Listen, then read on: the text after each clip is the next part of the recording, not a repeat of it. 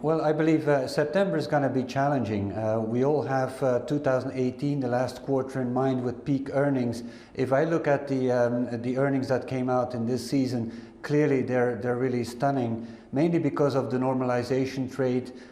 People were starting to spend first on goods, then on services, and we see that now reflected in the inflation numbers as well. But I think it's all about the 4Ts. I think it's about the tapering clearly on top of the agenda.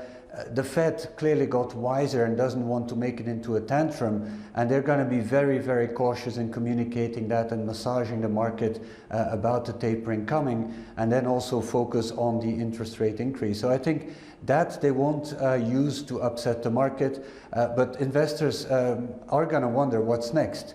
And I think positioning into the defensive, seeing a bit of a slowdown in the economy, which is more than normal, might be a good way to go. And we already saw a bit of a start on that in August, shifting from cyclical to the more defensive stocks going forward. We did, Bruno, and I just want to pick up on those elements, because the early buying in August meant defensive names that were contained on the Dow, which led to the outperformance by the Dow.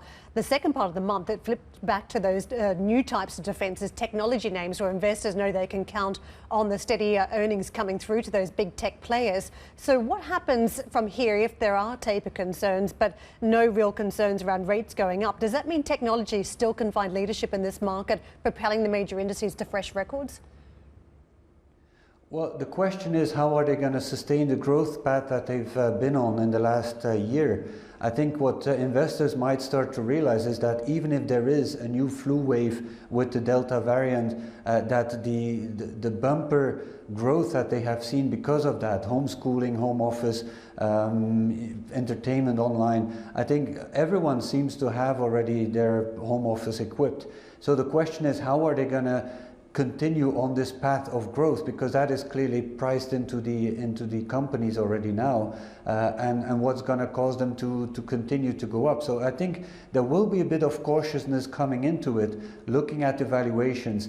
And one sign of that is that Switzerland, for example, I think one of the biggest defensive markets out there, is currently trading at a discount versus its long-term average, showing that defensive has been underpriced for a while now, waiting for a bit of an economic slowdown. And I think that might also be the tricky part of the Fed. When are they going to taper in order not to cause any policy mistake?